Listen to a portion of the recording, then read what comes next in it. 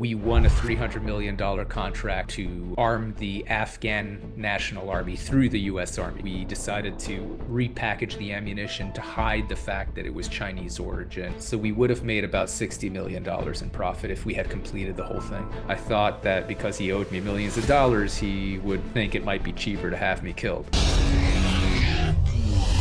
What it is, Brad Lee back again with another episode of Dropping Bombs today, folks. As always, I got a real treat for you, especially if you watch the movie War Dogs. This guest is David Packouz. Is that how you pronounce it? Packouz? That's correct. Yes, you got Packouz. He's the war dog. Like, which one played you? Was it? It was Miles Teller. Miles Teller. So like when you watch that movie, Miles Teller and I forget his name, but the other Jonah Hill's the other guy. Yeah, Jonah Hill playing Ephraim Diveroli. Correct. So you're the real Miles Teller, and Jonah Hill played the real Ephraim Diveroli. That's correct. Yes. Dude, that's crazy, man. And so did you get paid to for that movie? Like, did you? How did they pay you to tell that story? Well, they didn't need to, but they did. So the way it works in the United States is that because of the freedom of speech, you can make any work of art about any public figure, and you don't need to pay them for that. You don't even need their permission. So because my name appeared in the media and in newspapers, on TV, I am officially now considered a public figure. And so Hollywood was legally allowed to make a movie about me, and they didn't have to pay me a penny. They didn't need to get my permission. They didn't even need to make it particularly accurate. But they wanted it to be based on a true story, so they wanted my involvement. So they did buy my life rights, as they call it. Oh, nice. Was that a decent sized checky poo? It was a small fraction of what Miles Teller got paid to play me, I'll tell you that. Yeah. Well, dude, what a story. And for those of you that haven't seen War Dogs, I mean, dude, you can go rent it. You can go find it. You can go look it up easily. It's like a main movie. And ultimately it's about, somebody who basically sold a bunch of guns ultimately and became an arms dealer. Now, what were you doing? Because I'm remembering the movie and I don't want to base it on the movie. I want to base it on the real person because you got the facts. So what were you doing? And I think it was Ephraim who was selling some guns or something. Correct. You just joined and went over to frickin' Albania. And by the way, folks, we've got Beck Lover in the house sitting in as kind of a co-host / co-guest almost. Yeah, I mean, the whole film and his life story there takes place in Albania. And it's a very volatile part of, the Balkans. And, I lost a lot of family there in 1998 in the aftermath of all that. And a lot of the arms that he ended up selling, some of those were used to help us liberate our country. Right. So it's a very interesting podcast to be a part of. I'm happy to be here. And you guys don't know each other? No, we don't know each other. I am familiar with the film. So does your family and do the Albanian community owe a debt to David and Ephraim? No, we don't owe a debt to him, but we owe a debt to the United States of America. Why? Because the Albanian nation is the most pro-American country on the face of the planet. We were occupied under the Ottoman Empire up until 1912. And then in the aftermath of that empire collapsing, the Albanian nation lost about 80% of its territory. So part of it was taken away and put into Yugoslavia, which is Kosovo, a part of Montenegro, a part of Macedonia, and even a part of northern Greece, which is today northern Greece. We lost in the collapse of the Ottoman Empire. This is 1912, bro. None of us were even born yet. But it relates to this because then after that, Albania would have not even existed. We would have been like the Kurds if it was not for Woodrow Wilson, the US president of the time. He went to the League of Nations, which is today the United Nations, and said, you got to give these people something. We were about to lose guns, all of it. No, give us some territory. I know, but to his point, he sold them guns. Let me get to the guns that helped them liberate themselves. Yes. Let me get to the point. Then Albania fell into communism, the worst communism ever, even worse than North Korea today. It was the most isolated country on earth. So originally, first, the dictator Enver Hoxha was connected to the Russians, but he kept like fighting with everyone. And even I've met Russians who came from communism when they would drop supplies off in Albania, they weren't even allowed to get off their boats. Like no one was allowed in. You wouldn't have had Dennis Rodman dribbling basketball for Enver Hoxha, the dictator of Albania. They would have shot him in the back of his head. So when I say the most isolated country, that's what it was. Where his weapons come into play is in the aftermath. So what happened was Enver Hoxha connected to the Chinese after that. So he ended up forging a relationship with Mao Zedong, and a lot of these arms came from the Soviet Union and from China. Chinese AK-47s, they had stockpiles. The country had, still to this day, has bunkers throughout the entire country, everywhere. This guy, instead of building roads and all this stuff, he built bunkers in every corner of the country, saying that the West is going to invade. And what I'm assuming here, because I've never heard the story from his mouth, only the movie, is he ended up doing a deal, I guess, with the aftermath of those weapons after after communism fell in Albania in the early 90s. The reason I was born in America is my grandfather and family fought against the communists with everything they had. My grandfather, God rest his soul, was an anti-communist guerrilla fighter in the mountains of Albania. He then made it to Italy and then to America, and the Bronx is how my mom's side of the family made it to the US. And then the Kosovo War started in 1997. And a lot of those weapons that I guess he didn't sell in that deal that were left over, we got our hands on, and we started a violent, a military resistance to the Serbian regime and the breakup of the former Yugoslavia. The Albanians were peacefully trying to get their freedom. We tried to follow Dr. King and Gandhi's teachings. This is very well documented. After Tito, the dictator of Yugoslavia, died, we lost all of our rights under Yugoslavia, under the Milosevic regime. And then we used a lot of the weapons that he had access to, I guess, to sell to start the resistance when Albanians were left out of the Dayton Accords in Ohio, which ended the Bosnian War, which led to, unfortunately, the Kosovo War, where I lost 28 people in a single day. We are the most pro-American people on earth. We will do anything for the U.S. We name our streets after U.S. presidents, and our government left more weapons to the freaking Taliban, okay, than to a country that would fight and die for America, bro. I know, but see, now I'm uneducated in this, which clearly you're not. But because I would say, like, is that bad? It's horrible. I mean, not that is it bad. We shouldn't be leaving weapons for anybody. But I want to get back to what David's story. Brother. I mean, does that sound accurate to you in a nutshell? I would say that's accurate. Yes, David. Yes. Did you know all this when you were dealing arms, or were you just trying to make money selling guns to somebody who wanted them? Were you aware of conflicts and sides, or did you just sell to anybody? Ask him what year he was there. Like, what years were you there when you started these deals? It must have been in the early 90s, huh? No. My story took place between 2005, 2007. So dude, it's well after. Yeah. How old are you, David?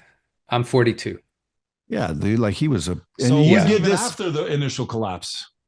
Yeah. So, where my story connects with Albania, where my story connects with Albania is that when Albania, well, first of all, I will confirm everything that Beck said. Albania is one of the most pro-American countries on earth. That is true. How much do you see the American flag flying in that country? Seriously. So I actually wasn't in Albania personally. I never actually went. It was the movie changed the story a bit.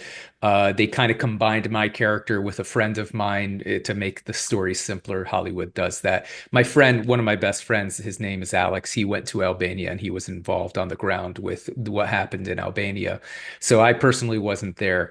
But where my story connects with Albania is that my company at the time, AEY Inc., me and Ephraim Diveroli, we won a $300 million contract to arm the Afghan National Army through the U.S. Army. So the United States at the time was in control of Afghanistan, or at least parts of it. And the idea was to try to build up the Afghan National Army so that we could leave a stable democracy. Obviously, we failed at that. But because the Afghans were using former Soviet weaponry, like Warsaw Pact type of weaponry, which the West does not manufacture, the United States had to go to third parties to buy it. And they put out a contract, which is the way government contracting works, the way the United States buys things, is they put out like it's a bidding system. So when they want to buy weapons or food or clothing or whatever it is they want to buy, they put it out on their website. Right these days, it's called sam.gov. You can check it out if you're curious. And and you can bid on these contracts. So my friend and I, from Diveroli and I, at the time, we got very good at bidding on these contracts, and we won one of the biggest small arms contracts in history for $300 million to supply this ammo to the U.S. Army, who was giving it to the Afghan National Army. Now, one of the best deals for the AK-47 ammo in particular was coming out of Albania. And the reason for that was because in 2007, Albania was trying to join NATO, and NATO was requiring that the Albanian government get rid of all their old Soviet era ammo, which is not compatible with the NATO alliance. NATO uses the M16, not the AK-47. So the Albanians were going to have to pay to dismantle all this stuff, all this ammunition. So they were willing to sell it for pretty much anything. And so obviously we got a very, very good deal. And we started buying this ammunition from Albania. Now, at the time, I think at the time I was 23, 24 years old, and I had no idea about the history of Albania at all. We were dealing not just with Albania, we were dealing with like 8 or 9 different countries at the time, all over Eastern Europe, sourcing different types of munitions, because it wasn't just small ammo. We were buying grenades, we were buying anti-aircraft rockets, all sorts of munitions, the whole range. And so we didn't know anything about the history of Albania. We didn't know that they originally, as Beck mentioned, that they had originally gotten most of these munitions from the Chinese Communist Party when they made an alliance in the 70s. That became a problem for us because there is an arms embargo against China. So, which was placed in 1989 after the Tiananmen Square massacre. There was a big democracy protest in Tiananmen Square, which is the central square in Beijing, and the Chinese government brutally suppressed it. And because of that, the United States put the Chinese government on an arms embargo in 1989, so it became illegal for US companies or citizens to do military business with the Chinese. So because of that, our contract with the US Army said that we couldn't buy directly or indirectly Chinese origin munitions. So when we went to Albania, now they didn't in our contract, they didn't mention, anything that violates the terms of the embargo, which was placed in 1989. It just said no Chinese, period. So when we went to Albania and we discovered that it was originally from China, we realized that even though it didn't violate the terms of the embargo, because the Chinese gave the ammunition to Albania before 1989, they gave it to them in the 70s while it was still legal from the US's perspective. The ammunition violated the terms of our contract with the U.S. Army, which specifically said no Chinese, period, regardless of the date. So that's where the whole story that was portrayed in War Dogs comes from. We decided that instead of telling the Army, hey, we kind of fucked up, can you give us a waiver? We just decided not to risk our $300 million contract, and we decided to repackage the ammunition to hide the fact that it was Chinese origin and deliver it to the U.S. Army anyway. Now, it turned out the U.S. Army knew the whole time. It didn't really care. But and they kept on taking delivery even after they were told by the Justice Department that it was Chinese origin. They didn't care. But when it got into the front page of the New York Times, that's when they cared. And then they canceled our contract and we got in a bunch of legal trouble. So that's kind of like the War Dog story in a very small nutshell. That's like I guess the 2-3 minute version of it. I've got the 3-hour version of it as well. We can go into detail as much as you like. Well, my question is, number one, how did they know in advance? Like, you're talking about ammo. Yeah. So if I'm looking at an ammo, how do I know if it's Chinese or not? Great question. So on the head, there's a head stamp right near the back end of the ammo. There's a number, right? And that's stamped on it. And that is usually associated with the factory that manufactured that ammunition. So a ammunition expert, someone who really knows the field, can look at that and tell you where that ammunition was manufactured by and large. Not in all cases, but usually for well-known sources, you could connect it to the origin of the ammunition. Now, a normal receiving officer in Kabul, U.S. Army receiving officer, is not an ammunition expert. So he wasn't looking at it and going, "Oh, this is originally Chinese." He didn't really care. I mean, he was looking at it to make sure it was good quality. He wanted to see it wasn't corroded, it was functional, it was They packaged in just a way wanted that, bullets. yes, exactly. I mean, they were giving it to the Afghans. It was the arms embargo was intended to prevent the Chinese military industrial complex from benefiting financially from US business. That was the whole point of the arms embargo. And these munitions were given to the Albanians in the 70s, well, like decades before the arms embargo. So this deal did not benefit the Chinese in any way, shape, or form. It was just a technicality on our U.S. Army contract that got us in trouble, and because of the big political stink created by the media surrounding the story. How much trouble did you get in? Because if I remember the movie correct, you just got hauled off to jail and that was the end of the movie. Right. So in real life, I actually ended up not going to jail at all. I feel very fortunate. I ended up getting just 7 months of house arrest. So I managed to avoid prison completely. I'm very grateful for that. Did they take all Um, your money? so I didn't make a penny off the whole thing because my partner Ephraim stole all the money from me. So because it Where's was he his from? company. Where, What'd you where say? is What he in? nationality Is is? he in jail? So Ephraim did end up serving 3.5 years in prison, um, mostly because he committed a second crime while awaiting sentencing for the first. So he invalidated his plea agreement. We both pled guilty because the evidence was incontrovertible against us. We had like emails and pictures and everything. Like there was no denying what we did. So we both pled guilty. And when you plead guilty, you sign a plea agreement with the prosecutors, and they agree to ask the judge to go easy on you and to give you on the low end of the guidelines. So what we pled guilty to was an act of fraud, right? Which is lying to the government about the origin of the ammunition. And that act of fraud could have landed us up to 5 years maximum in prison. Now, that's a range, right? It's up to the judge to decide whether you get 1 year, 5 years, or nothing. It's up to the judge's discretion. When you plead guilty, the prosecutors agree to recommend to the judge to give you on the lower end of the range. So now that plea agreement is only valid as long as you abide by the requirements of the plea agreement. And one of the requirements is not to commit any additional crimes before you're sentenced, right? Because how are the prosecutors gonna ask the judge to go easy on you and tell the judge that you are sorry and you're going to be a good citizen from now on if you committed a second crime?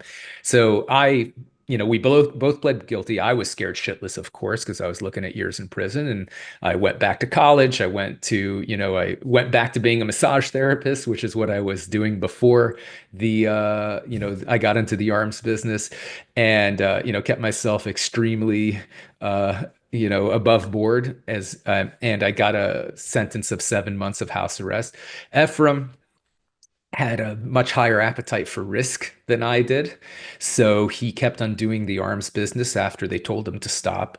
And he ended up getting entrapped in a DEA sting operation where the undercover DEA agent tricked him into picking up a gun.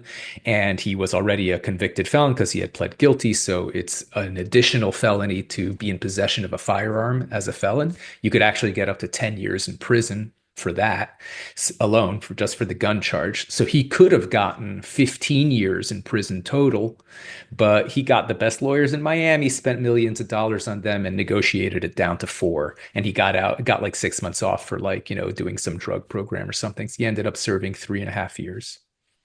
So during the whole thing, well, he had a question. He said, Yeah, "Where's he from? Yeah. Where was he from?" yeah. What's Ephraim? his background? Yeah. So both of us were born in the United States. Both of us are, I think, like, well, I'm like fifth generation American. My family originally came from like Poland, Russia, and Latvia in like the early 1900s.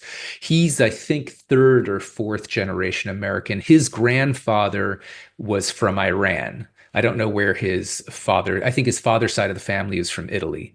So yeah, so he's like, I mean, he's third or fourth generation American, but originally his dad's side comes from Italy and his father comes from Iran. Do you know what I wanted to say too, Brad? Mm. How does it feel for you, brother? Like they were Mm. worried about where this ammunition that was really not a big deal, in my opinion, with what goes on in the world. Sure. When you see now how America withdrew from Afghanistan, they were worried Sure. about some Chinese bullets. Right. They should have been worried about all the new technology that we left the Taliban. And as someone that came out of the True. World Trade Center Plaza that day on 9/11, right? I was underneath that building. We did the pod together. Okay. How do you think we feel as people that saw what happened on 9/11? We were told by our administration, we're going to go out and take out the Taliban. And meanwhile, here we are 24 years later. We've left them more armed than ever. We've been paying them billions of dollars, and they're worried about this guy. That's the only thing ringing through my mind. The entire time he's talking, I'm going, they're worried about Chinese bullets that were given to the Albanians 30, 40 years ago. And they want to take this guy out. And meanwhile, they needed it and still use the ammunition. Yep. You know, and it's the same thing. Even right now with Trump. Trump ran on saying what? We took out ISIS. We took out ISIS. Yesterday, he's initiating bombing in Yemen to take out ISIS. Like, it's all a joke, bro. As someone that lost his family in a war and seeing all these conflicts, and they're worried about China now. They're worried about TikTok. They weren't worried about letting China into the World Trade Organization, which is what made Detroit a ghetto overnight. When all of our industry went overseas and all the spies they sent and all the corporate secrets they stole and all the technology they taken from us, but they're worried about this guy. That's the only thing going through my mind. Do I agree with being an arms merchant? No, I look at the spiritual sense of what you bring upon yourself. And I just want to let you know where I stand with that, brother. You know, profiting from war and all that. I don't think it's a good thing spiritually for you, but I'm glad it didn't go worse for him. And I get it as a young man. You see this opportunity. I think it's genius what they did. So I give him kudos on that. But it's just awesome to hear it from your mouth, man, and kind of get the background story of all this. Well, thank you. I appreciate that. And yeah, I mean, it's what do you think about what I just said about all of that? Yeah. Well, what happened in Afghanistan and in many other places in the world is truly unfortunate and tragic. It's tragic. And obviously the United States very much did not succeed in Afghanistan. There's no denying that. And maybe we would have been better off not going in there in the first place. I mean, I definitely agree with that. It's hard to know what would have been. You can't A/B test the universe, as they say, right? You don't know what would have been if you had done something different. But definitely where it ended up is not where we intended. The United States withdrew from Afghanistan after 20 years of not making any progress and left the Taliban in a very strong position with a lot of more weapons and equipment than they'd had in the first place, right? Including the ammunition I supplied, right? They have it all including now. Kosovo, who's it's crazy. Again, I don't mean to interject stupidity here, but I am very uneducated with this stuff. I feel stupid even listening to you guys because, like, how the hell do you guys know all this shit? Well, you guys were from there, right? My family's from there. So, I mean, listen, Brad, there's things you know about that I have no idea. Like, I know, but if someone said to me, dude, what's going on in Afghanistan? I don't know. What's going on with Gaza recently, currently? You know, we're going to take it over. Well, I'm thinking, like, I don't get it. So I'm uneducated in this. But here's my question when I hear you guys talking. To me, like, if there's a war going on and they got to buy guns, they're either buying them from me or they're going to buy them from someone else anyway. So why am I contributing by selling the guns? I'm just participating in the commission. Is there something wrong with that? Well, I would flip it to you because I know you believe in Jesus. Yeah, but they would have bought someone else's guns. He wouldn't have stopped it by saying, I'm not supplying these guns. Well, they'd have got them from somewhere else. I gave you that response because you know I'm a spiritual guy. From the spiritual side, I understand what you're saying. Someone's going to buy it. Yeah, like it wouldn't have stopped the war. Like David ain't responsible for sure. There's at least in my faith, there's a concept of what's known as halal. Halal means something that God would approve, right? So, for example, charging interest is forbidden in Christianity and Islam and Judaism, right? Is it? Yes, it is strictly forbidden. So when you're dealing in interest, that money you're making, yeah, you might get millions of dollars, but you're going to pay a very heavy price in the next life for it. Same thing with weapons. You made profit off selling guns that maybe a child got killed from. That spiritual karma, quote unquote, if you want to call it that, that baggage gets tallied on your bad side on the day you face God. That's what I meant by that. When I say, I get what you're saying as a businessman. They're going to buy it no matter what. So why not me take the money and maybe I could go do something good with it. Mm-hmm. But from a spiritual explanation, we believe that once it starts in the negative, it doesn't matter where that money goes and how you try to wash it spiritually, because the seed was rotten. Same way a woman who makes a video like that one in Britain, that one with 1,000 men in one day, her life will not end well. I promise you. Her life will, I'm not saying threatening, I'm saying spiritually, she will, unless she changes her course of action and the way she behaves and the things she does going forward. I'm glad that things didn't work out for him in this capacity, because I believe the price he would have paid is nothing compared to what he may have paid in prison. Spiritually, I'm happy that this didn't work out for him. And I hope he understands why I'm saying that. Well, I want to get to what happened when all that was over, because it was only a little span. Yeah, I thought this was in the 90s, brother. Like when it was still, I couldn't believe that this took place in the 2005. You didn't see the movie? I saw the movie, but I didn't really pay attention to the dates, because what also happened in Albania was right before the Kosovo War. Remember, Kosovo is attached to Albania, but it's the only place in the world where you have two people that are exactly the same in democratic nations that are not allowed to join each other. Why? Because the world hasn't allowed us to unite. We've been divided for over 100 years by the world, and we're in danger again. So, you know, what I thought, how I thought he got the weapons is when in 96, I believe it was, the pyramids collapsed. There was a pyramid scheme in Albania that took the entire nation's wealth overnight. Yeah. So the people rioted, went into the military barracks and took all the weapons out. And it was literally a civil war in Albania for about 1.5 years. So I thought that's how he got the weapons. And me originally, without really paying attention. Let's ask him, how did you get the weapons?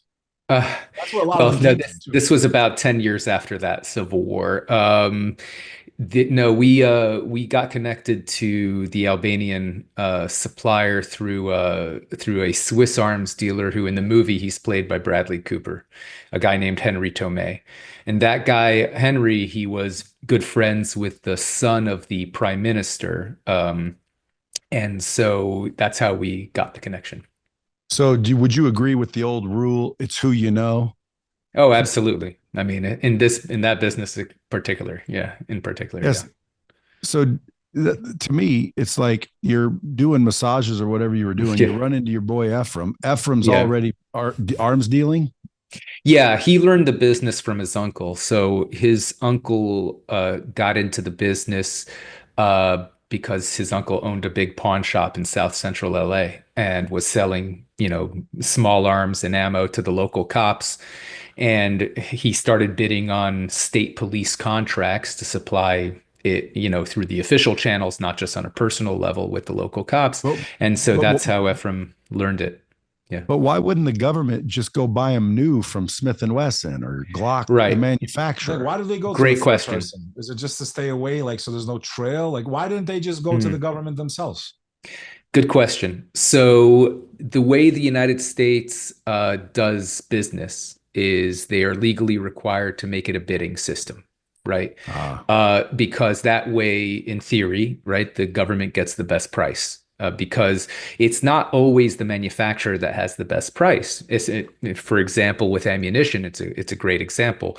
You can buy ammunition new, and it'll cost whatever the current market price is, which is dependent on price of copper and gunpowder and all the materials and the local the labor costs at the time. Or if you buy ammunition that has been stored in the warehouse for 10 years, it was a lot cheaper to manufacture it back then. It might be a lot cheaper to buy it now. So just because you are buying direct from the manufacturer does not mean that you get the best price, particularly with ammunition. Yeah, but it would mean new gun versus used gun. Yes, correct. And sometimes the government does pay extra to get new versus old, particularly when we're supplying our own troops. We have age limitations, but when we're supplying allies, we don't have as strict limitations. And not only that, not only that, they're obviously cheaper used guns. They're How much did you guys cheaper. figure out They're much Albania? Like, cheaper. how Yeah. did you even know that you could find this in Albania? Was you That did that some? I wrote that down because Mhm. I Oh, I'm normally sorry. just interrupt, but with Yeah. this three-way, I'm like, dude, I better just listen more. But I wrote Yeah. right there the same question. How Yeah. did you know that those bullets were available? Oh yeah, Uh, Henry Tomei, Henry Tomei connected us to it. We didn't know anything about Prime Albania. Minister's son. Yeah. Yeah. In the Yeah. movie, We had so already done business with Henry on Oh, other this for real. deals. Not in So, the movie. how accurate mm, would you say the movie is on a scale of 1 to 10 from what you actually went through? I mhm. understand you combine two people to play your character, but Yeah. on a scale of 1 to 10, Mhm. 10 being the most accurate, how Yeah. accurate would you consider that film to people that have never seen it or have seen the film? I would give it a 7. That's pretty high. That's And not pretty only good. that, there was two Yeah. people your character was based off of. Well, it was me, but then they just, instead of introducing a new character, they to go to Albania because it was the story is primarily about me and Ephraim, but the part where we go to Albania, that was a third guy named Alex, and they didn't want to introduce a new character into the film, so Uh, they just had me go there instead of having a new guy go there. Gotcha. Was it Yeah. so? Did you obviously you knew the other guy? Did he go Yeah. through the what supposedly Miles went through? No, he didn't get kidnapped or anything like that. No, he didn't. So that was just to make it movie fun. Correct, correct. There's Hollywood has a certain formula and they need a certain amount of action, a certain amount of drama, a certain amount of romance, etc. And especially when they're doing a big budget film, they need to appeal to the largest part of the bell curve. And so they need to appeal to different audiences. So like another example of things they made up in the movie is in the film they have some relationship drama between me and my girlfriend at the time that like I was lying to her about being an arms dealer and she gets all mad and all that stuff, you know? And in real life, she knew about it the whole time. She had no problem with it. She just cared that I was making money. But they know that this is going to be appealing mostly to guys because it's about guns and the guys are going to drag their girlfriends along to the theater and they need to give the girls something that they like, you know, and the girls like Yeah. relationship drama. So they add that into the script because they need to widen the appeal to the widest possible audience. That's how Hollywood works. They also Yes. made Albania look like crap in that movie. Like it They didn't did. look They didn't beautiful. even I mean, it film looked like they honestly, bro, it looked like they were in Chernobyl. Like it looked they nothing. they filmed it in Bulgaria. Albania is beautiful, bro. Yeah, it We're going is. together, Yeah, Bradley. yeah, yeah. Have They you been? You still haven't been to Albania? I have not been to Albania, but Would you ever? my Would you feel safe to ever go I visit? I will You could never go visit Albania Why? because because of the deal. there's people there who want to kill me Because of what? because of things I've said. You know, the prime minister's son sued me for defamation. Because I Maybe I told the shouldn't be in this truth. episode, Bradley. Yeah. So Well, see again, I don't know why you are, but I like the fact that you're here. But dude, to me, I'm going back in my head because meeting the real you, yeah. you're not like Miles, so they didn't cast it right. Number Yeah. one. Yeah, I have way better hair. Yeah.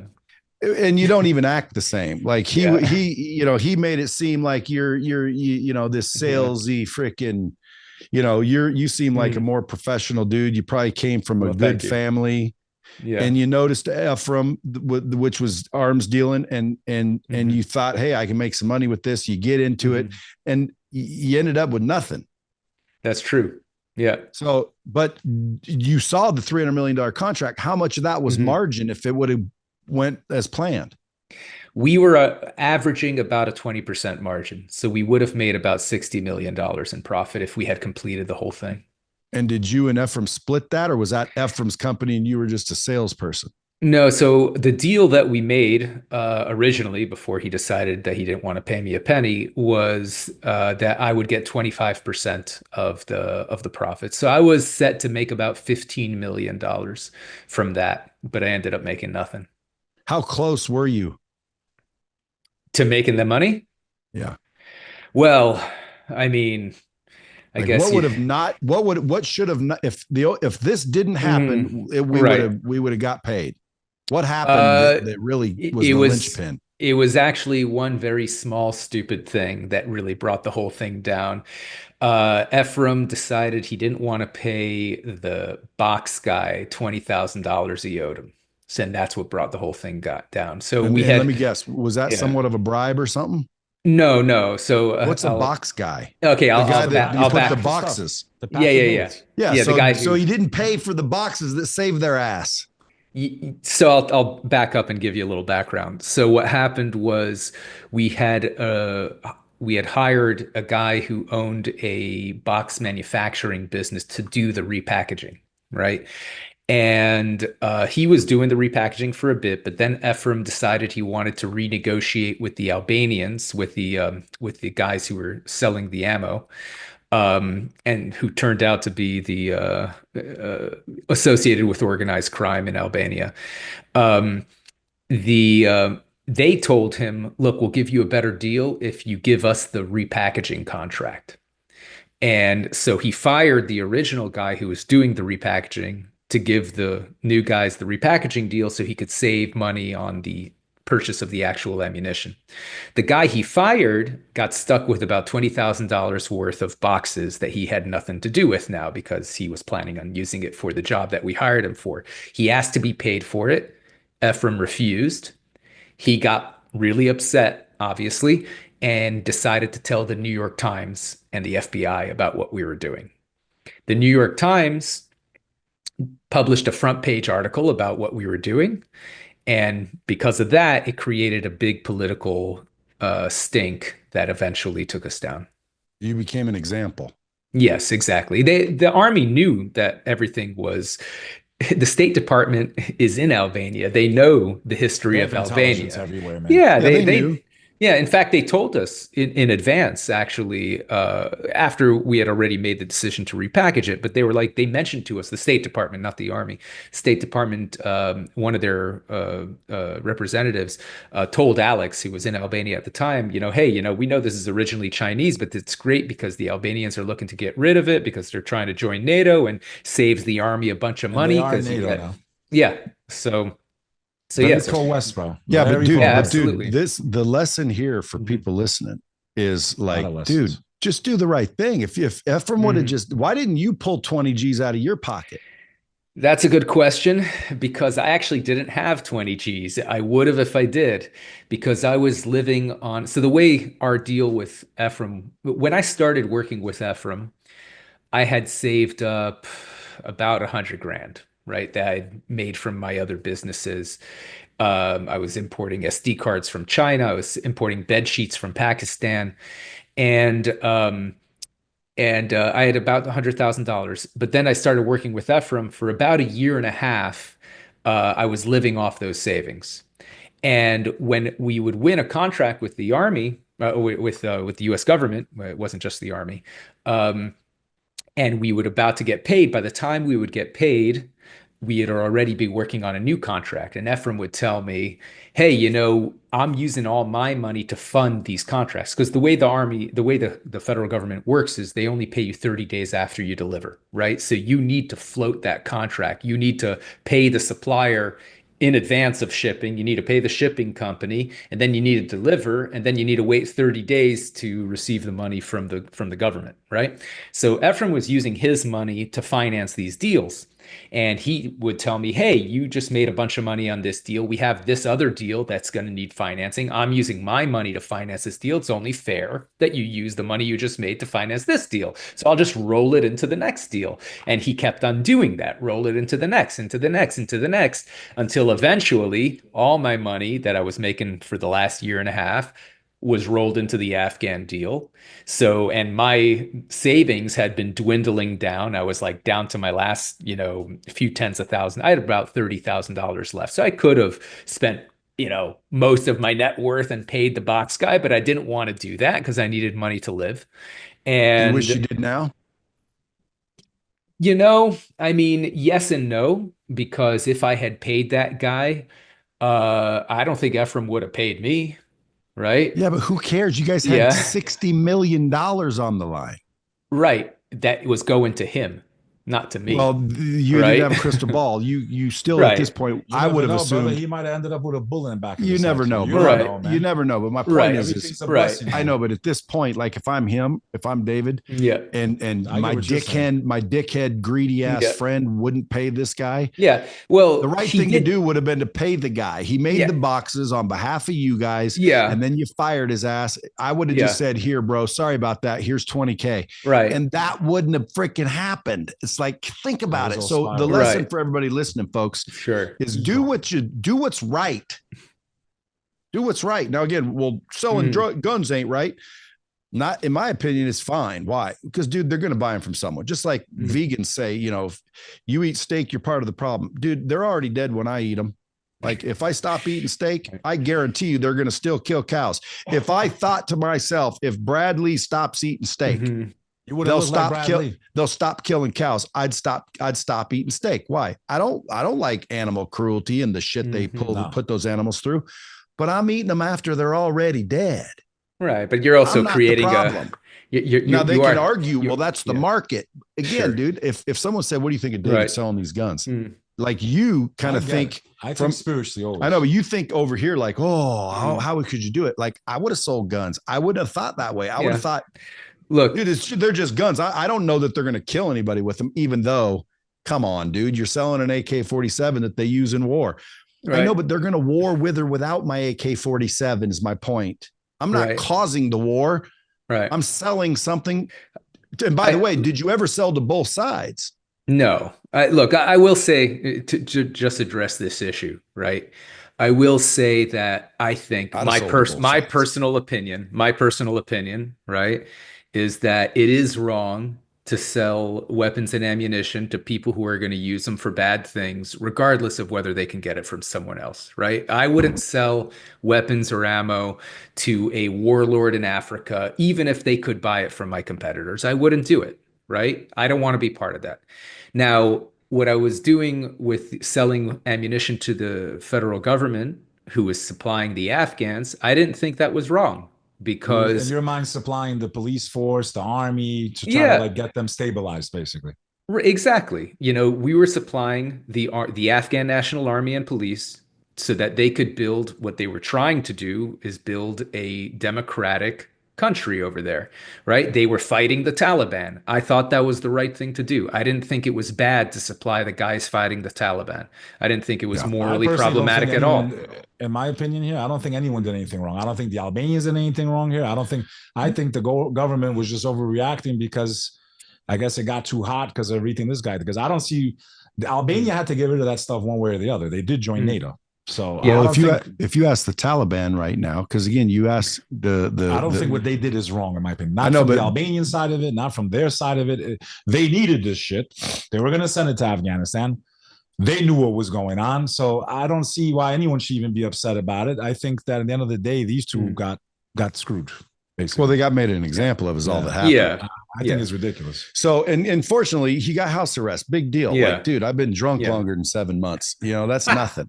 Right. So, I mean, at the end of the day, though, you Yeah. also lost a bunch of money because rolling it in, it was still your money. You were just investing. Sure. And reinvesting. Sure. You never got a big payday. The The bummer ultimate part. MLM. Huh? So at the end of the MLM, because it sounds like one big MLM for him, right? Yeah, I yeah. know, but I mean, Pyramid if He I scheme, got were- a sure. bullet in the back of his head from a friend, bro. To me, if I was going to go to prison for 3 years for something like that, dude, I would at least I want to would. get out and have the 60 million I Yeah, went I to know. prison for. I do Right. it.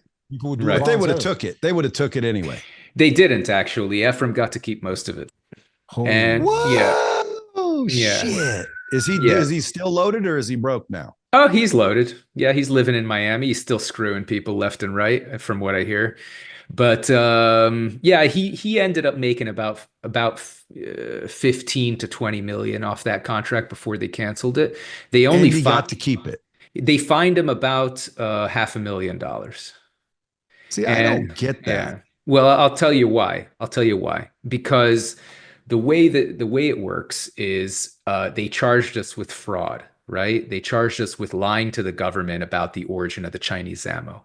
Now, when you are charged with fraud, there's a penalty as far as prison goes, right? But there's also restitution that you need to make to the victim. right? You have to pay back what the victim lost. Now, in our case, the victim didn't lose anything, right? Because the army not only didn't lose money, they saved like $50 million by going with us instead of their nearest competitor because we were supplying the cheapest stuff, right? So they saved 50 million. They didn't lose anything. The only losses the army could claim to have made from our fraud was the necessity for canceling our contract and putting it out for open bid again to get a different supplier, right? Because we lied about the origin, so they needed a new supplier, right? So they claimed the cost of that was about 300 and something grand, and there was like an additional 100 something grand and some other type of penalty, I forgot. So the total that Ephraim got fined was about $500,000. So he got to keep like 15 to 20 million he made on it.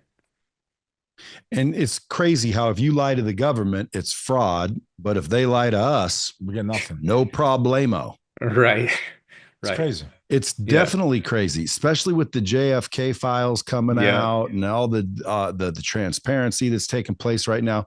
Sure. Based on those files, I never believe the media, right or wrong. I'm not one of those guys that says you can't believe the media and then believe them as soon as they say what I believe. Exactly. Right. Like, it's like if it came from the media, you don't know. But from what I'm hearing, like the government, our government took them out, whacked these people.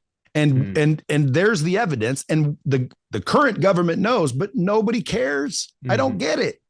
And not only that, but that changes everything, right? If they did do that, then we had a coup d'etat is what we had. No, but look at the IRS. Look at the IRS. The IRS has, I guess, 5,800 employees that owe $58 million in delinquent and back and evasion of taxes, and they're not fired. And they would throw you and me in jail for and then they come out that we did by accident. Like we didn't even know we made a mistake. And or we lied to them. Well, dude, they're lying. And they lie constantly. Do you believe that the government is crooked? Well, I think there's corruption in any system. I think giving a blanket crooked on the entire government is a little broad. Well, not the entire government. Yeah. But when I say government, I mean, the people running shit. There's corruption in there. Yes or no? Oh, of course there's corruption. There's corruption in every system. The question is how much and at what level. And I think that varies. Do you believe that the new administration has corruption in it? For sure. 100%. Of course. So again, we the people, which is what I'm concerned with because I'm not the government. What is our solution? Because I don't think there is one. Like you hear about the fog that supposedly has this bacteria in it. It's like, how in the hell, first of all, who released the damn fog? Who is this just a conspiracy or no, that shit was released, man. Who's doing it? Right. It's not our government, or is it? Right. And well, by the way, is it the CIA? Because again, CIA is technically above government. I don't think it's our government in that aspect, but I think there's definitely groups and individuals throughout the world that collaborate and that really run shit. The wizards behind Oz, the curtain. There's a lot that goes on in this world that most people, I'll be honest with you, I don't even think that they can't figure it out. They're scared to even acknowledge that it's real. What more do you want to know? They know it's real. That 2019, right? We don't need to get into this because I don't want to flag the episode, but 2019, now it's public information. That same agency you just mentioned says on record, it was a leak. It was a leak. Well, if it was a leak, then I lost my family, my business. Who's going to give me my restitution? Who's going to give me justice for my family that I lost because you put them on a ventilator? So when are people going to wake up and have some respect for themselves, their sovereignty, their life? This is bigger than just America, man. We're asleep at the wheel, but that's been the miracle of the last 8 years. Or why don't they crank up the printing machine for us? I'm reading. We're not out of the woods. I know, but I'm reading 177 billion went to the Ukraine. And old Zelensky says, I only got 77 billion. Yeah, was that the thing? You hear Doge is finding 50 fraud everywhere. $1 million in condoms to Hamas. First of all, why do we care that the Hamas have condoms? First of all, they won't even wear condoms. It's against their religion. And then secondly, where are the condoms? Who received them? Who was passing them out? I bet you money those condoms didn't exist. Somebody said, well, what are we going to say this 50 million went? 100%. Say it went to condoms. And on the record, it shows condoms, but it wasn't condoms, dude. Just like when they say they're buying, $1,200 hammers.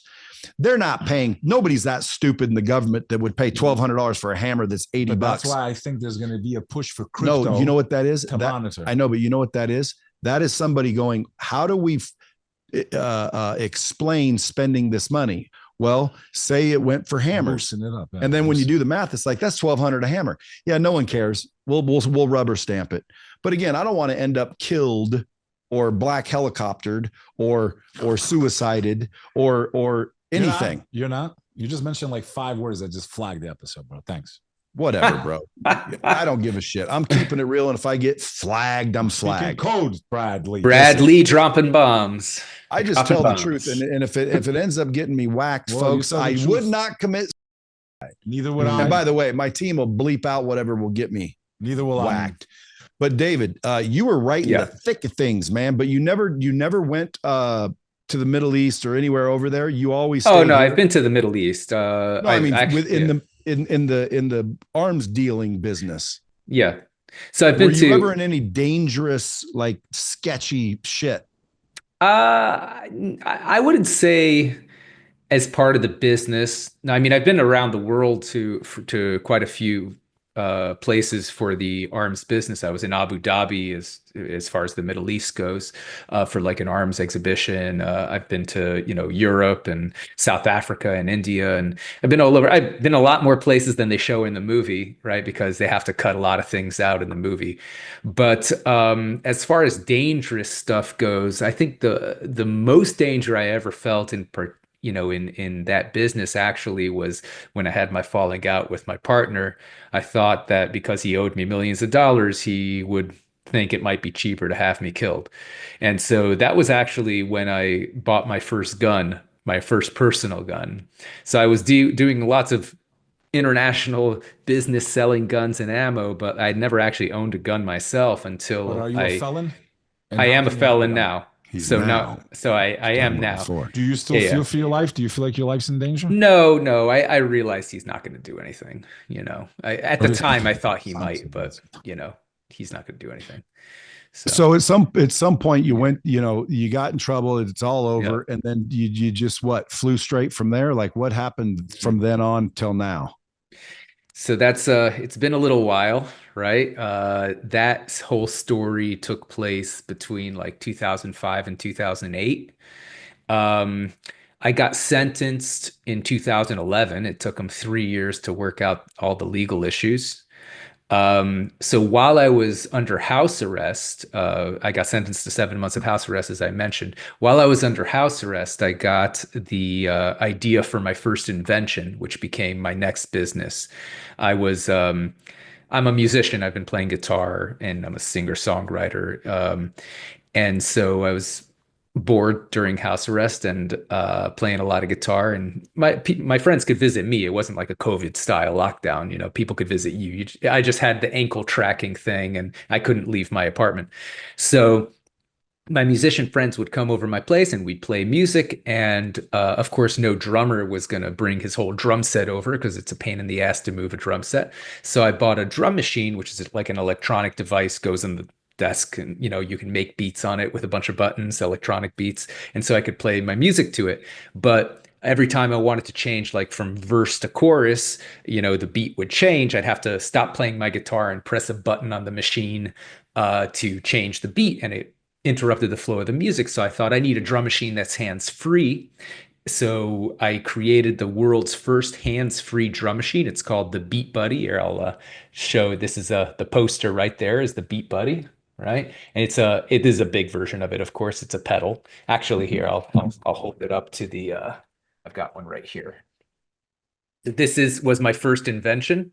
It's a pedal. You just press it, and depending on how you press the pedal, it does different things with the beat. You hold it down, it changes the beat. You tap it, it does a drum fill. It's for the musicians. It's really awesome. It allows you to have like a hands-free drum machine that allows it to be like a one-man band. And so that was my first invention. I was completely broke at the time, so I couldn't like I didn't have money to build it, but I did a crowdfunding campaign. The campaign did amazing, raised $350,000 in a month, and that allowed me to manufacture the product and launch my company, Singular Sound. And we've made a whole bunch of other products. They've become bestsellers. I've won a whole bunch of awards in the music industry for them. A lot of famous musicians use my products. It's super, super cool. And so that was my Dude, first business. And I launched it. I went into business. I founded it with my brother, Ellie. But my brother Ellie, he's a really great business guy, but he's not a musician. So he was always looking for something that was more general market.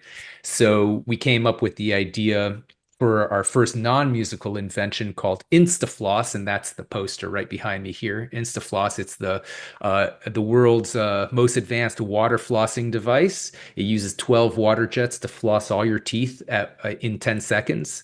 So it gives you a full effective floss in 10 seconds. would And it would that, it would it would it blow veneers off your tooth? no, you could adjust the pressure. You could start off really low.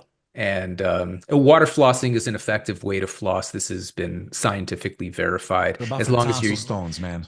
it's not going to help you with tonsils. No, that's different. This is for your Very impressive, gums. though, huh? To Yeah, reinventing yeah. stuff like Thank you. this. Yeah, Well, I thank you. know, but that's what I Yeah, was wondering because I was yeah, doing a little research and I'm like, so you're yeah, like an entrepreneur, dude. That was just a yeah. little jaunt that didn't work out, and then boom. Now, Yeah. did the Beat Buddy make you rich?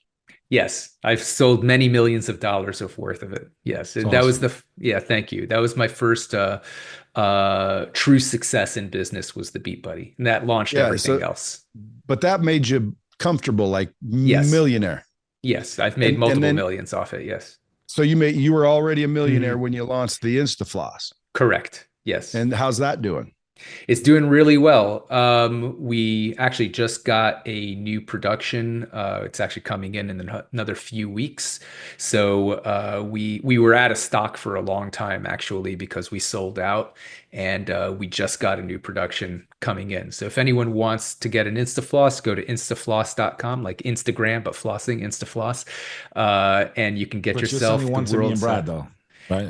I'll Of buy course, one. of course. I'll just buy Thank you, one. Brad. I No, I'm gonna appreciate. post it, Thank man. I'm you. gonna post it. He's a Yeah, yeah. millionaire, right? I'm gonna post it for him. You think, right?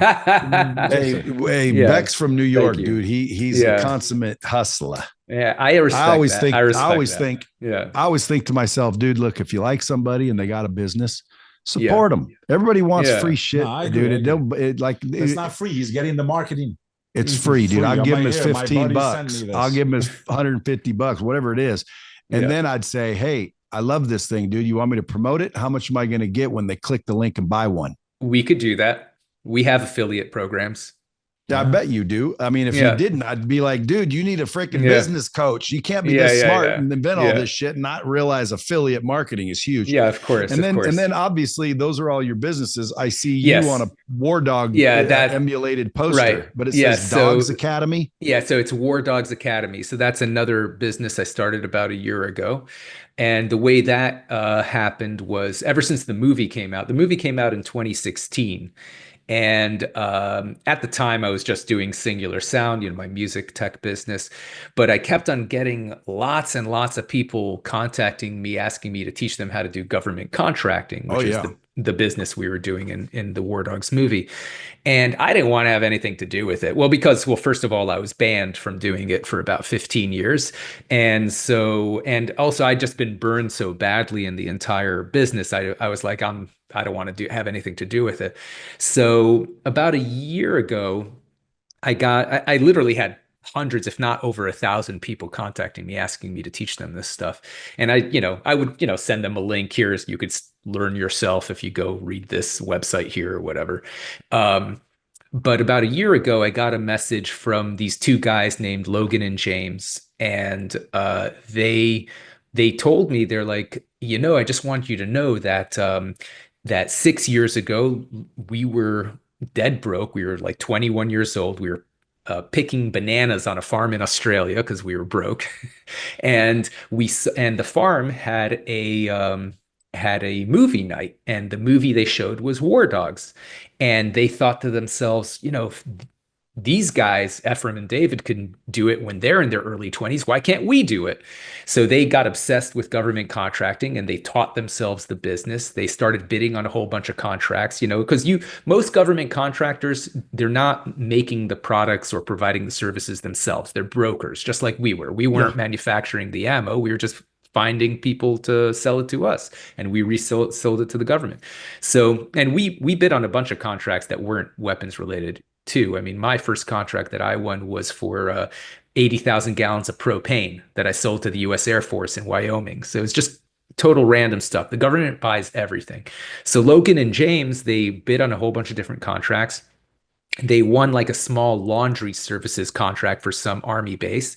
And because once you win a contract, then you're eligible to bid on bigger contracts. You could win up to about $250,000 contract without any previous experience.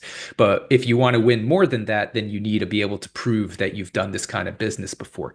So they won some small laundry contracts. They completed those successfully. They started bidding on bigger ones.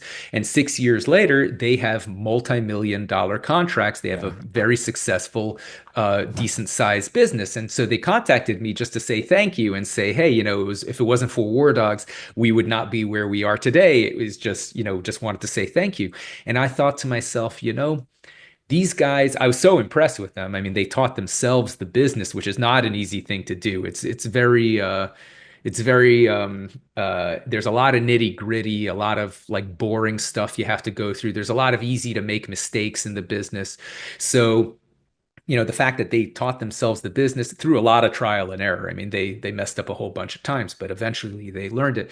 I was super impressed. And I told them, hey guys, like, I have hundreds of people asking me to teach them how to do government contracting. You guys taught yourselves, you're active in it now. My information is about 15 years old. So why don't we do something together, start something to teach people how to do government contracting? And that's why we started War Dogs Academy. And people ask us, oh, if you're making so much money in the business, why would you want to teach anyone else how to do it? That's like something we get all the time. And what people don't understand is that the federal government puts out 30,000 contracts every single day. Every single day, 30,000 contracts. It's like physically impossible to like look at all of them, let alone work on even a small fraction of them.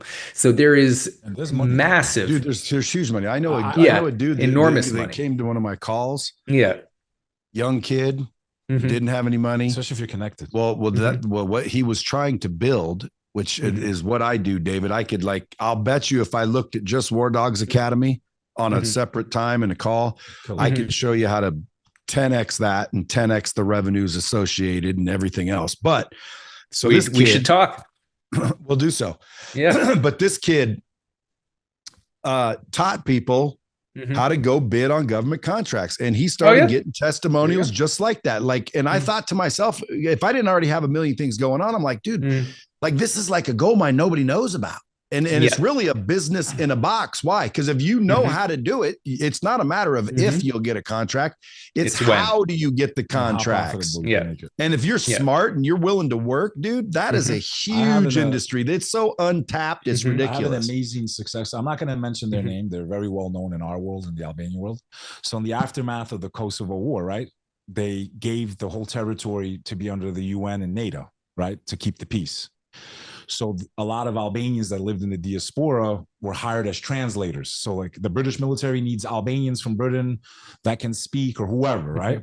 Make the story short, there's this one Albanian family. Today, they're billionaires. They were hired as translators for, I'm not going to say which nationality, okay, but this is a fact. Everyone in the Albanian world knows. So they were hired, one brother was hired just to translate for the British, for the British government. Or German government. I don't remember, whichever one it was. And they were like, hey, we need someone to do the laundry for us. And he's like, well, what's the budget? They were telling him directly from the horse's mouth. He's hired just to be a translator, a couple $1,000s a month. And he got a government contract. He calls his brother, from my understanding, I could be saying the story a little wrong, but everyone knows this, calls his brother in Germany. He's like, listen to me. You need to find me 20,000 German marks. The German mark was still out after the war in Kosovo, and then it switched to the euro. The euro, yeah. He's like, listen, we need someone to do it, because he mentioned laundry service. Like, this is real. So he was like, forget translating. Like, I'm not going to tell them. I'll get my cousin. So he lends him the money. They buy like 50 washing machines. He gets some of the villagers. You guys are going to just do the laundry. Boom. He gets one contract, but not in his name, like through his family or his friend. Then he's like, yeah, we need someone to cook. I was like, yeah, we can do that for you. He builds a mess hall for, I don't know if it was the British or the Americans. It was one of those groups. It was like 10 different countries, right? Make the story short, bro. Today, billionaire. Eventually, well, that's because the government spends zillions of dollars. Finds out eventually. He's like, you've been doing all, like, you're my translate. He's like, yeah. He's like, shook his hand and shit. He's like, I respect the hustle. Like, he eventually found out that all these deals were going to, like, they worked hard. They killed it, bro. So that's what War Dogs Academy does. Exactly. It teaches you how to we focus on You're not allowed to though anymore because of your, so like, I am now. I just got off the banned list. So I could bid on federal contracts now. And we are looking into bidding actually for InstaFloss on federal contracts because it's important to keep your oral health is critical to general health, and that's very important to the military to keep the soldiers in good health. So we're looking on bidding some contracts for that. Especially when that drill sergeant gets in their face. Exactly. One time I hired a lobbyist group to get me, because my software is like a actual world-class training system, not just a video. So we take people that sell videos and call it a course, and we put it into an actual training system with, merch stores and all these, an actual, the whole thing for an actual training system. Then we show them how to market it. So it doesn't matter. War Dogs is just, what you're teaching. I mean, dude, I do it with some of the biggest names. We've shown people and participated in billions in revenue for just training systems, because what you have, in my mind, is an opportunity. It's a gateway out of the rat race is what it is. And if you market it correctly, dude, you could have 10,000 people in your course. How many courses do you sell, or how many students are you selling a year with that? Currently, I think we have about 1,000 students. Yeah. Yeah. Again, I mean, that should be 10,000, 100,000. I agree. I agree. And then, by the way, the learning is just the beginning. And how you monetize it is just the beginning. Because again, I mean, if you taught me how to do it, and I'm going to make $50 million, and that included that I owe you a piece on all the money I make doing it. Yeah. Well, now you own a piece of 1,000 companies doing it. So there's a lot of ways to talk. We'll talk offline, but Lightspeed VT is when I'm looking at that, I'm thinking, dude, that is a freaking ideal customer. His students should want to learn this, even if you never do, because it's not just students, dude. It's landscapers. It's someone flipping burgers. Anyone can do it, because everyone has a connection, right?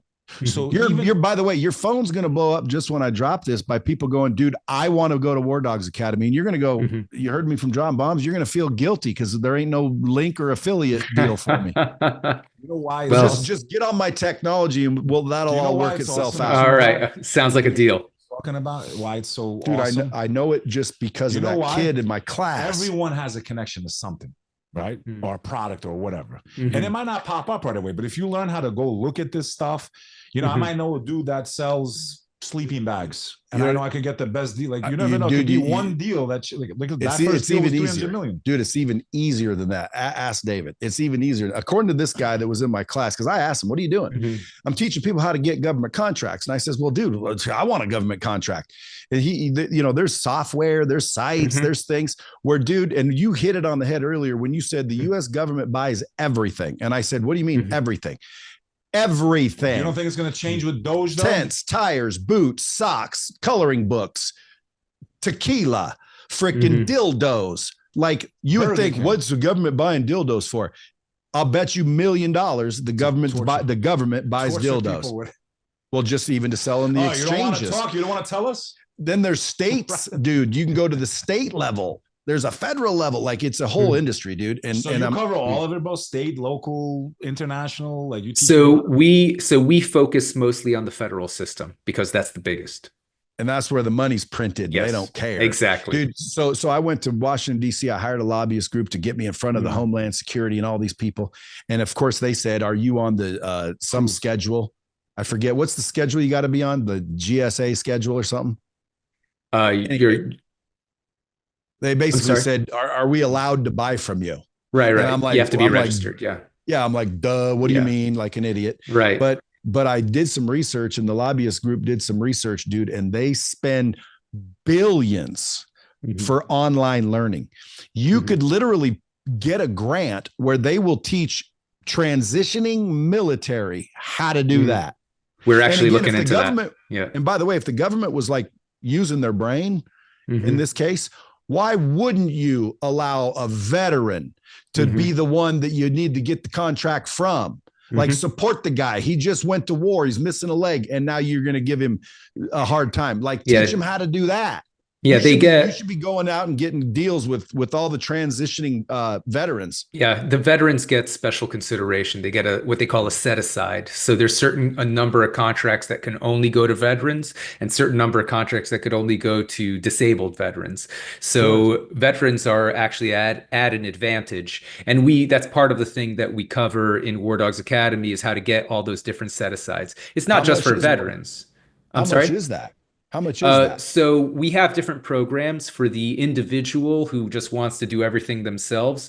It's $3,000. But we also have a B2B offering for established businesses who just want our in-house experts to do everything for them. And I don't know what the current price is. I believe it's 15,000 for that. Well, still no brainer. Hmm. But again, I can also show you how to come out with Hmm. a free version, which sells more of the Hmm. $3,000 version, which sells Hmm. more of the $20,000 version, Hmm. and puts them all in a little. Anyway, I'm excited Hmm. about that. I'll reach out at another time. Okay, sounds So good. when this episode drops, you're probably going to sell a bunch of InstaFloss. I know you're going to sell Great. one. You got to send one to Beck, apparently. Apparently. 20 million views in the last 2 weeks. I think I deserve one. I'll bet All I you. gotta right. pay for that marketing. I'll, Yeah. I'll I'll bet you that you sell some Beat Buddies, and I'll Hmm. bet you get some enrollments on War Dogs. How Great. else can the Bomb Squad help you? So there's actually one new business that I just launched literally a few weeks ago, and What? it's completely different. I so with because I've created all these products, my singular sound music products, InstaFloss, and I've been on all these podcasts, I've realized how important it is to be on top of like the comment section on YouTube videos. Because like people will, ask questions about InstaFloss or about the products, or they'll have some people will They're spread leads. yeah, they could be leads, or some people spread misinformation that you want to respond to and stuff like that. So it's a lot of people's opinions are formed in the comment section of the YouTube videos. That's because people watch a YouTube video and they're like, okay, well, let me see what people think about this. And they go to the comment Yep. section and they read it. Now, the ratio of people looking at the comment section versus the people actually commenting is about 100 to 1. About 100 people look at every comment for every comment that's written. So if this video has 1,000 people commenting, that means that there's 100,000 people seeing those comments. And so it's critical that brands pay attention and respond to the comments in the YouTube videos, right? Now, the For thing sure. is that YouTube will not send you notifications unless it's a video that you published yourself, right, on your own channel, right? So if I have let's say a review for InstaFloss, or a product review for BeatBuddy or whatever, right? Um, that video will be on someone else's channel, and now I could go check the comments on that channel and respond to them, right? But if I won't be informed that there are new comments, and some of these videos live on YouTube for years, especially the older videos, they're usually at the top of the search results. When someone types in BeatBuddy, it's usually a video that's a few years old because that had the most traction, so YouTube shows that first. And for a social media manager, someone managing a brand, it's a big pain in the butt to be on top of the comment section of all these different videos, because you have to search, you have to go find the videos, you have to sort the comments by most recent comments, go down the comments to see what is new that you haven't seen before. It's a big pain in the butt, takes a lot of time. So I created a system to use for my own companies, and that now I'm offering it to other people who will find this useful. It's called Comment Compass. You go to commentcompass.com, And all you have to do is put in the links of the YouTube videos into your account. And anytime there's a new comment on any of those videos, it puts it all in one place in your feed so that you can respond to all those comments, that you're aware of them. And we also built in an AI filter system so that you can filter by questions, by positive comments, by negative comments, so that you can get to the most important stuff first and keep yourself organized. Comment the sound. Yeah, dude. Like everybody I know that's in the online selling of courses wants that, needs that. Yes. Agreed. Like, dude, you just keep freaking parking home runs, dude. Thank you. You got a creative mind. Yeah. Well, Thank again, you. Comment Compass. I mean, I knew where he was going when he started saying it. I'm like, Took him 30 minutes. But here's a thing that I would say. You said you got to just sign up and then put in the links. I don't know where all the links are about my shit. So as you find them, dude, give me an upgrade feature that'll scan the internet. And when it finds a comment with my name on it, it automatically sticks it in there to where now Beck Lover, I ain't talked to him for 9 years, says my name or someone on his video that had nothing to do with me says something about Brad Lee. It goes. So now it's just AI searching the internet for my name. Exactly. That's a great idea. We're gonna look into building that in. I like that idea. On that one, okay? Yeah, dude. Listen, I'm infamous with trying to figure out how to better shit. I love that. That's how you build great stuff, is by always because I mean, at, when you're saying that, I already want it, but when you said you got to put in the link so it basically monitors that chat. Well, dude, I don't know where all the videos about me are. Pages you have. I got fan pages. Right.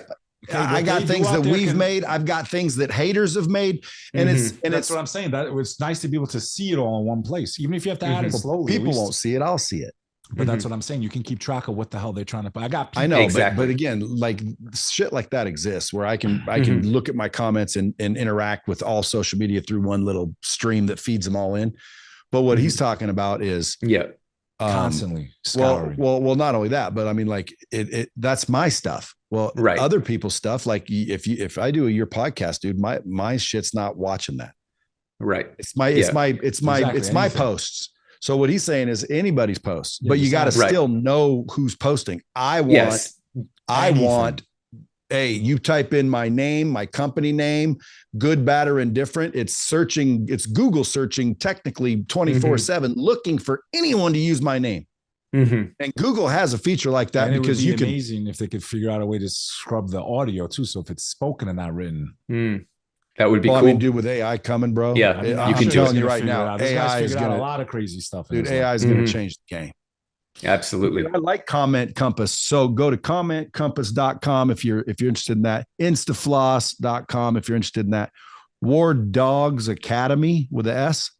War Dogs. Yeah, War Dogs Academy. Yeah. Yeah, if you want to do that. And by the way, dude, like another thing I'm doing, we'll talk about offline is I bring a lot of people. I'm trying to get people out of the rat race, so to speak. And usually it is consisting of getting people in the position to receive commission. And yours fits that. So sometimes, I mean, I'll start a company, and I have companies, and I'll put them at those companies. Why? Because they can make money. And dude, it's about sales. So War Dogs, again, I told that kid in my class. And by the way, so the story is he came in broke, didn't know anything.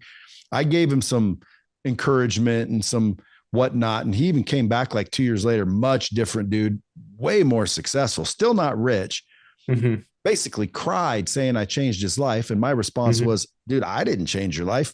You changed your life, but I appreciate the credit. Well, dude, this guy is now very successful because not only does he teach people about government contracts, but he has his own. Awesome. So like he doesn't have a War Dogs name though. The War Dogs movie and the name, dude, you could blow that up. You could have 100,000 people on in 1 year. Do you have salespeople closing those deals? We do. How many? I think we have 3 salespeople doing it right now. If you needed 80 tomorrow, could you get them? Probably not tomorrow. Yeah. Oh, now you can. Right. But now I'm going to talk to you. I know who to go to. Yeah. Cause we manufacture closers basically. And That's awesome. I have them closing my shit. Why? Well, because dude, I got a ton of leads and all they want to do is close.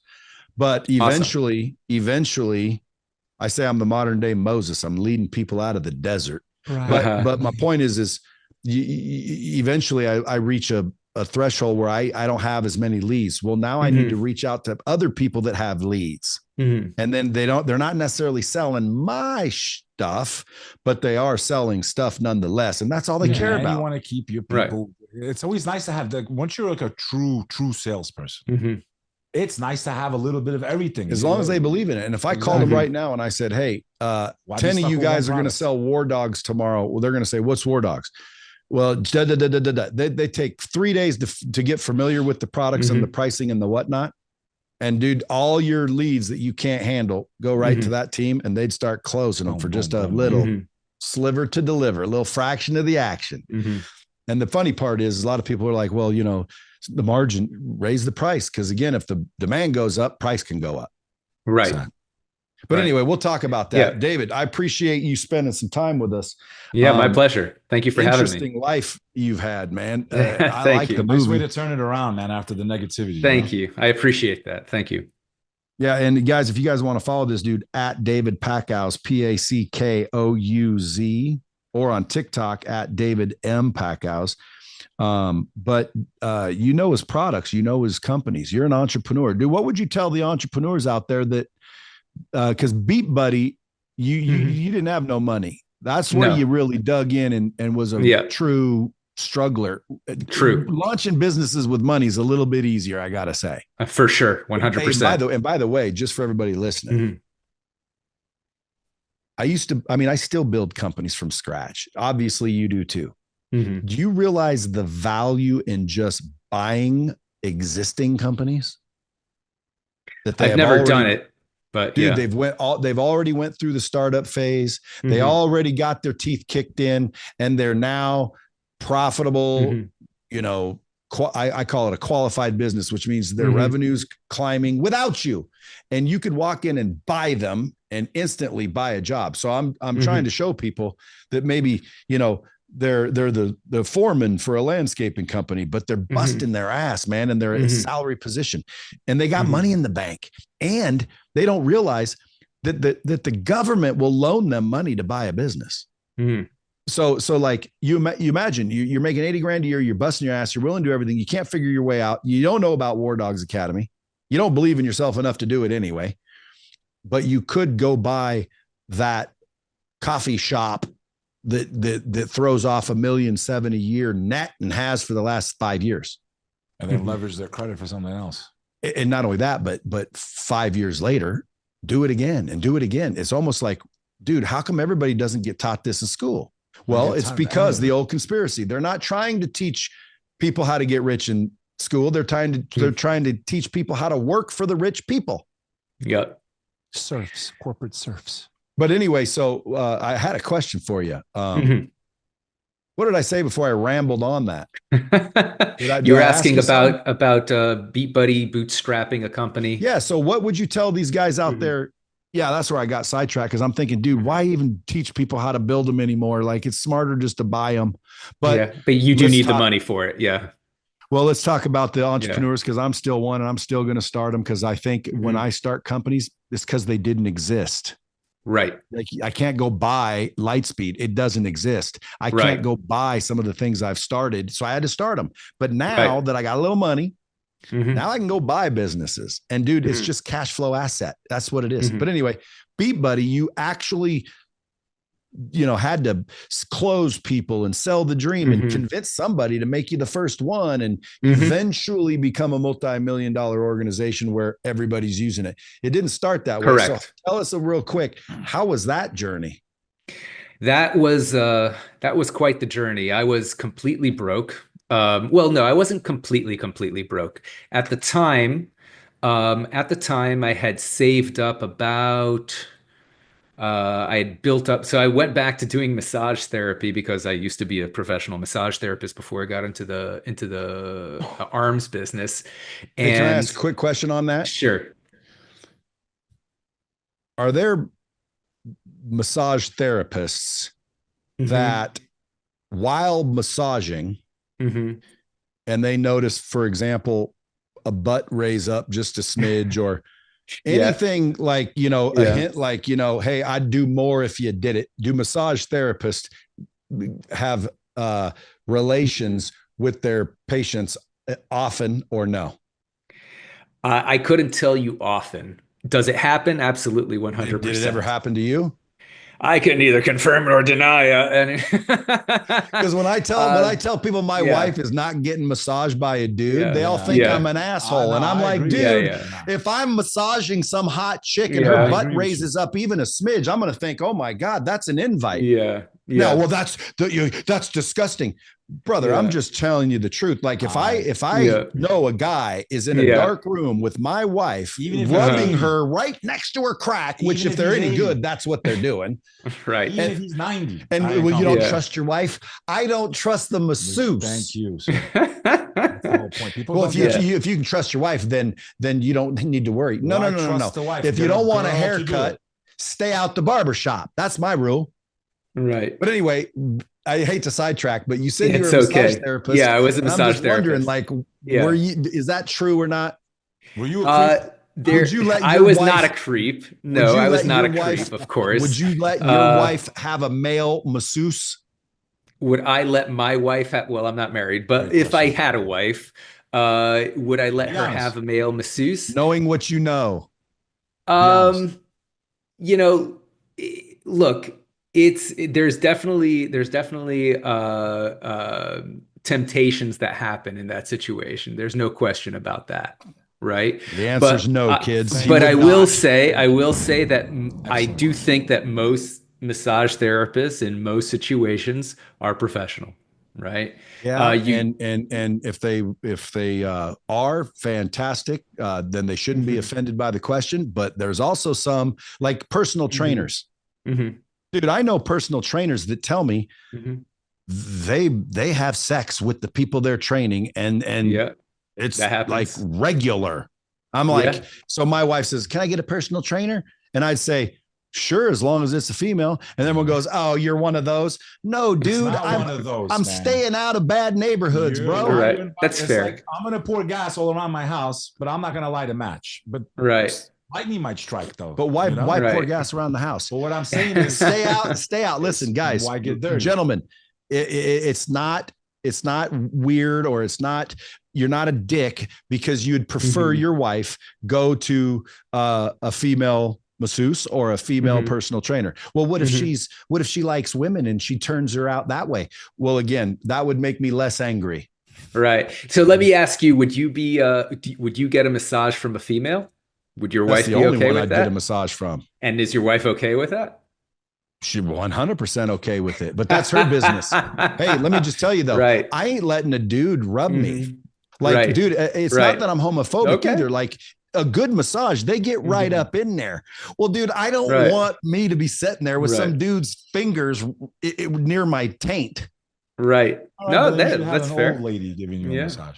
Yeah. Dude, I don't care if they're old, if they're fat, Yeah, if I'm they're the same way. ugly. No, I don't want. I just want a attractive- female. And like, I used to go get the Mhm. Chinese foot rubs at the foot Yeah, rub I places. got my The Chinese. Chinese are the best. Yeah, They're the one best. time, Yeah. we all went in there. We were out Mhm. drinking. We all went into a foot massage place, and I'm like, dude, these feet massages are awesome, They are especially when awesome. you were standing around conventions all day and your feet hurt. Mhm.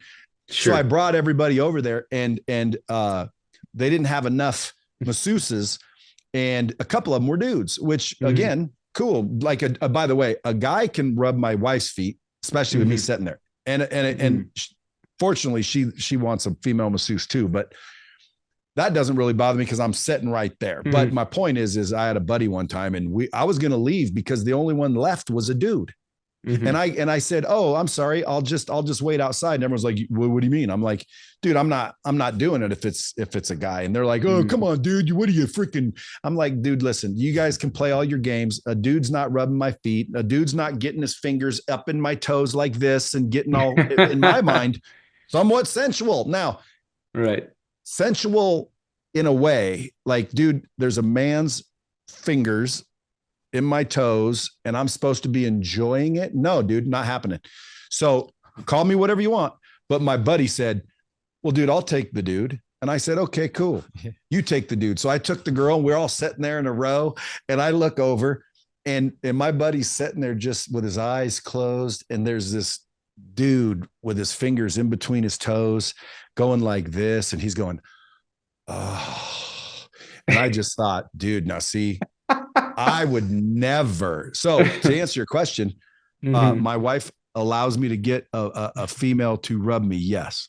Okay. Thank God. Because if she said no, well, we'd argue because she doesn't necessarily get to tell me what I can and can't do. Right. And by the way, just for all the women listening, I don't tell her what she can and can't do either. But if she demands a massage from a man, I can just choose a different wife. Like I don't want my wife getting massaged by a man. And if she's not okay with that, well, then that's cool. Brad, we don't have to be married either. Still don't get it, Brad. Who doesn't get it? The way men are wired. Oh, no, it's innocent. No, it's not. Okay. I don't care what anyone says. It's the truth. Oh, that's the way you think. No, that's not true. Yeah. And okay, we're wired that way. And see, Dave knows he's too politically correct to admit it, but he already knows. Without saying it, Brad. Yeah, he said it without saying it. He said, to sit there and say that you as a male masseuse have a beautiful woman in front of you in every curvature and that doesn't arouse you, that you didn't think for a split second of what you would do to her. Especially with oil. Especially with oil. There's oil involved. So wow, this conversation got a little derailed. Crazy that they separate the sexes. I agree, David. Let's get it back on track. Yeah. So listen. You were asking me about starting BeatBuddy. Yes. Yeah, the journey. Yes, the journey. So yeah, it was. I shouldn't have brought it up. But I had saved up about like 30 grand at the time, and which was not enough to develop BeatBuddy. I mean, I needed about 130 actually, so I was about 100 grand short. And I was studying mechanical engineering, but I didn't. You need electrical engineering, software engineering, and I wasn't even that good at mechanical engineering, at least not good enough to make a final product like this. So I needed to hire an engineering team to create this product, which is why I needed the 130K. And I only had 30. So I found this engineering team. I got really lucky. The truth is I got really, really lucky. The engineering team I found had only done engineering projects for like big corporations and for government agencies, and they were looking for something more consumer facing. And they thought, and also the founder of the engineering company was a drummer. So he understood the product immediately, and he was like, that is a super cool idea. It's going to be really cool. We're looking for something to get into this field, into something consumer facing that we could show that we can do these kinds of products.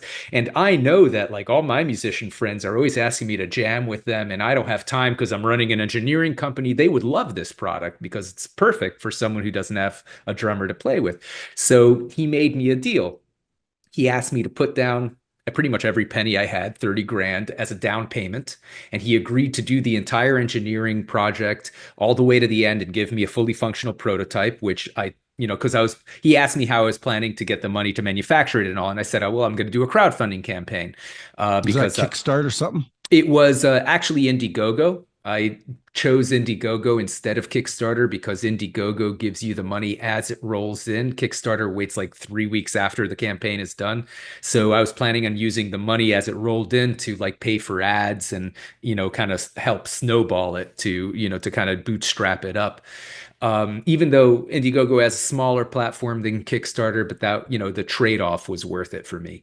So we did Indiegogo, and so I told him I was going to do a crowdfunding campaign, and he's like, okay, well, I'll tell you what, we'll do with the 30 grand down payment, we'll do the entire process, engineer the product, give you a fully functional prototype that you can use to make videos and do the crowdfunding campaign with.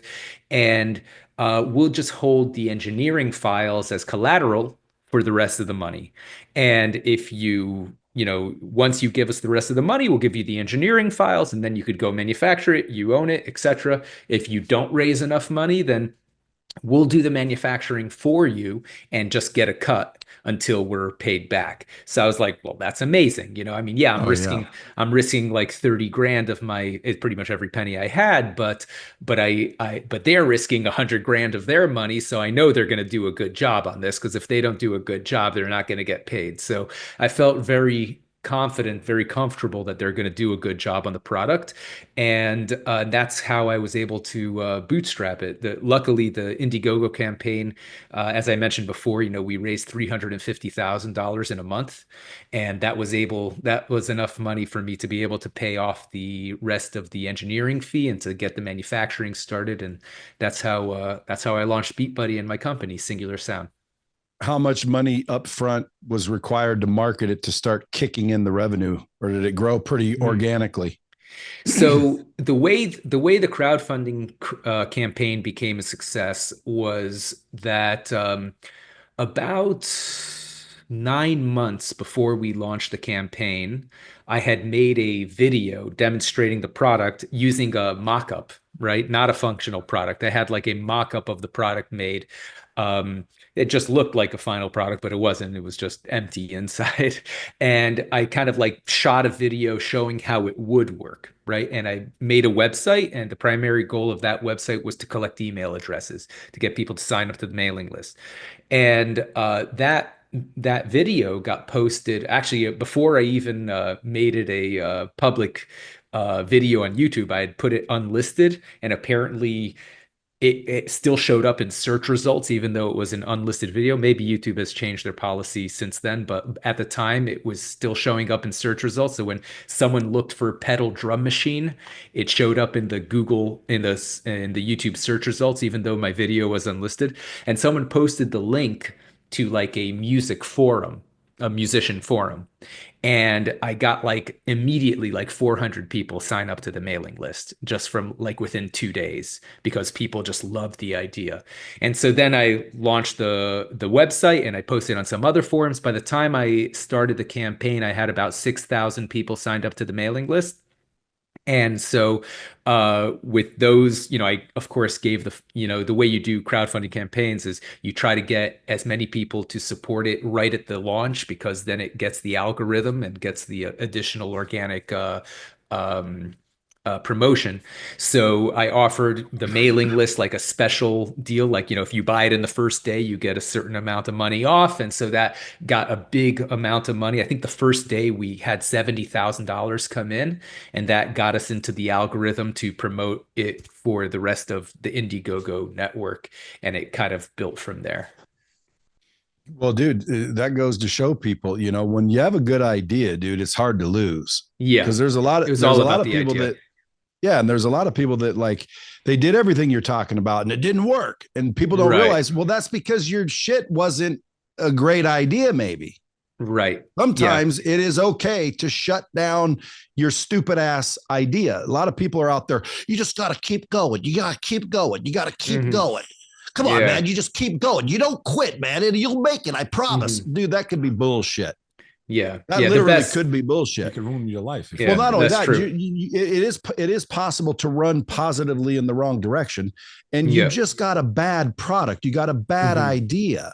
Yeah. And after 6 months or 6 years, and you're still not making it. Who's the worst with that, in my opinion? Singers. You ever meet these singers? They think they're amazing. You listen to their music and you can't even tell them. Yeah, but dude, it took me 8 years. Like, yo, your music sucks, bro. Yeah, but your voice is horrible, and they're delusional. We're going off the rail again.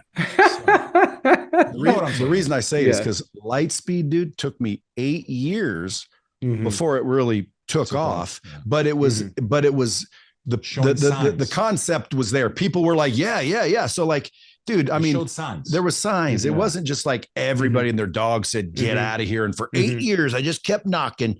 Like, no, dude, obviously I got some positive feedback, but it sounds like, hey, David, you had great feedback from day one. Even the main guy said, dude, I like this. Yeah. The BeatBuddy was just a great idea, the right product at the right time. And it really just sold itself. And out of necessity.